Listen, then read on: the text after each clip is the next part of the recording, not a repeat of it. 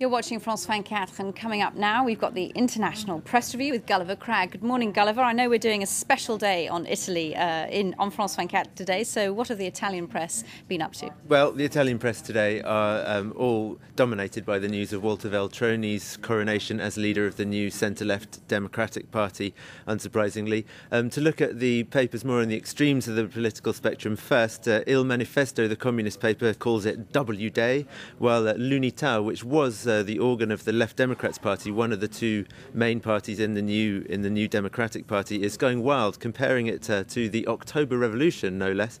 That might, though, have something to do with the fact that Veltroni was actually the editor-in-chief of l'Unità from 1992 to 96, so right. I guess he's probably still got some friends there. Il Giornale, the right-wing paper, on the other hand, is mocking the event completely. On Sunday's front page, there was a picture of Veltroni as a footballer and saying, "Oh, you like an easy victory, really, do you?" Because it thinks that these primaries were a media circus because he was always going to win anyway. And that's the right-wing point of view. Nonetheless, Gulliver, I mean, this is a historic moment in Italian politics. It really is, because Italian politics after the war was dominated by two parties, the Communist Party and the Christian Democrats. And the main bits of them went on to become the Left Democrats and the Margherita, which are the two parties that are now fusing to make this one party. So what used to be the two main parties in opposition to each other are coming together. La Repubblica, though, has got symbolises this with a drawing of a drawing of the two characters in Italian life that symbolise the communists and the Christian Democrats, the priest and the union leader. But it says, "And so the two churches die, but there's no room for their remains in the new formation." This is editorialist Filippo Ceccarelli, who says that there's very little trace of the original character of the two parties that are now being fused into this new centre-left Democratic Party.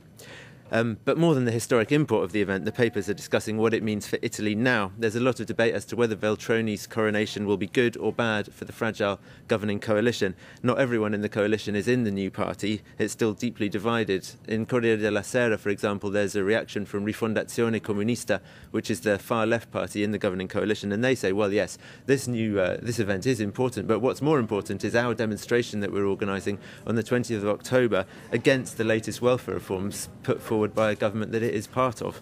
So you can really see that it's it doesn't mean that it's all going to be plain sailing for the governing coalition now in Italy. La Stampa says, though, that by creating this party, the political class that Italians are really quite fed up of has almost played its last card, and Veltroni's really got a lot to live up to.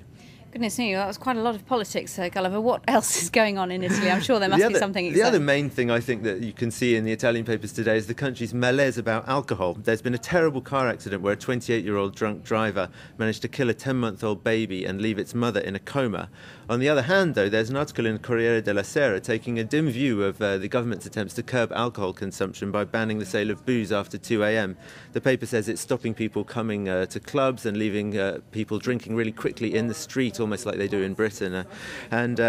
But there are some nightclubs in Milan have found a way of getting around the problem by selling people little plastic sachets of vodka or whatever hard liquor you prefer before 2. And then after 2 a.m. you can go back and just order a Coke or a lemonade and then pour the vodka in yourself to make DIY barman in Italy there. That's excellent. Well, thank you very much indeed, Gulliver, for that review of the Italian papers today on our Italian day at France24. Stay tuned. More news in just a few moments. Thank you, Gulliver.